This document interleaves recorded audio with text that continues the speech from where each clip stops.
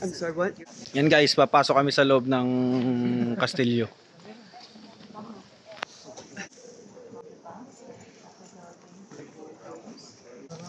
Yan guys, May baril kayo? papasok kami guys sa loob. Para masabing kumpleto ang lakad. Medyo mo pababa na. Wala na ba? Tiyada! Ito pa dito mas maganda. Bigyan mo naman ang angko doon. Patumba. Patumba. Pag ganyan, no?